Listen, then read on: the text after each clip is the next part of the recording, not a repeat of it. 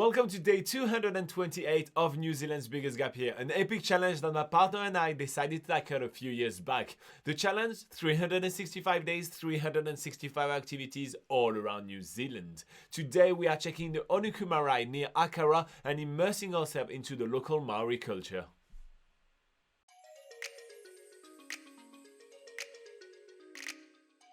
This morning we are meeting Ricky and Mel, his wife, which is the historical orator at the Onuku Maori. We are meeting them because we want to learn more about how Maori live modern life while keeping alive the ancient traditions. So basically these hang on here and we get 2 eels per, this is where we dry all the eels. Okay. So we obviously wash them in the seawater because they dry quicker, hang them up here right through all these hooks, that's what they're all for.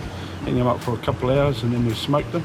The first stop on our tour is the Fata, which is the cooking shelter. It's also known as the Kota, which is the Mel's kitchen. There they're going to tell us more about all the ancient ways of fishing and preparing food, which is quite fascinating. But as per almost every conversation, it quickly turns into politics. And this is a great opportunity for us to learn how the Maori politics happen, how are decisions made, and how are voices of every individual heard.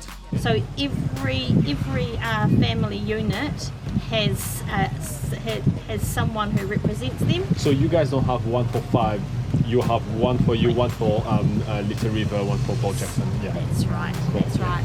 Cool. And we have a table, which is the trunk table, in which we make all the great decisions. Okay. I hope that Laura got all of that so she can write about it. And Rakai Hotu, so it's capital A. Yeah. Capital R. A. Yeah. Ra Kai.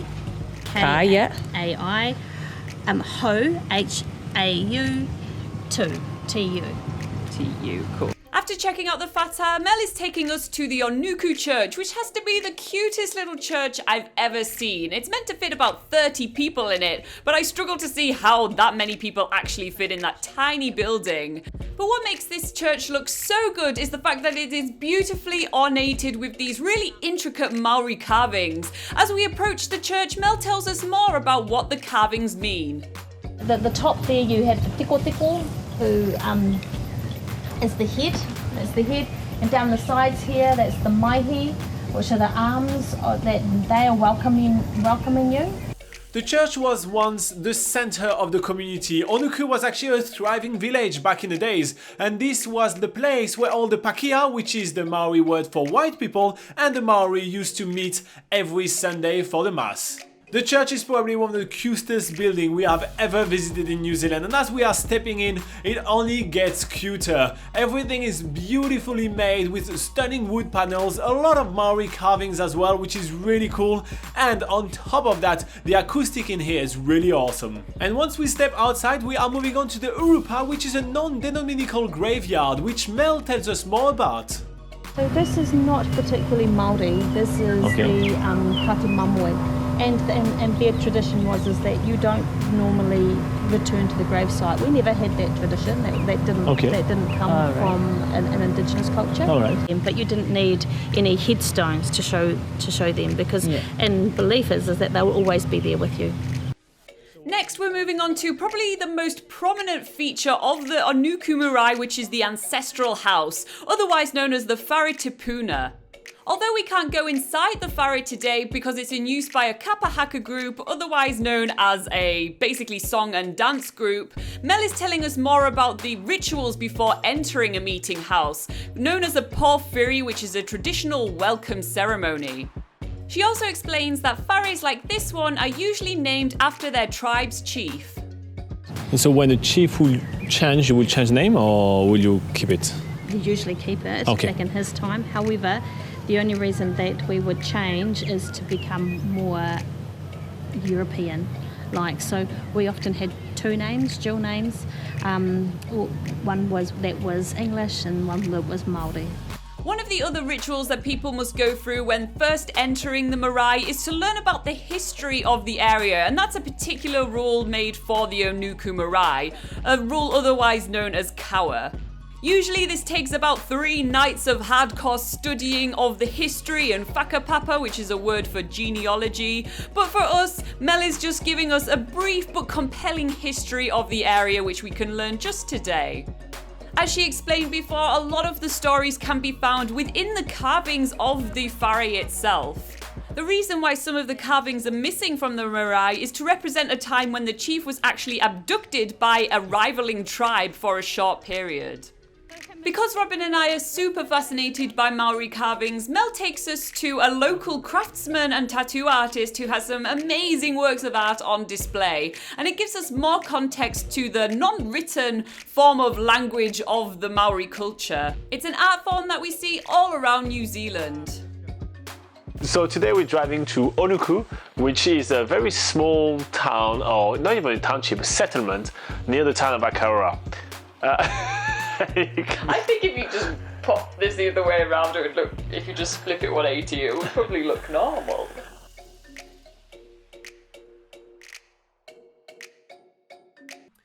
Alright everybody, so I hope that I didn't give you the yikes by flipping this video 180 degrees around.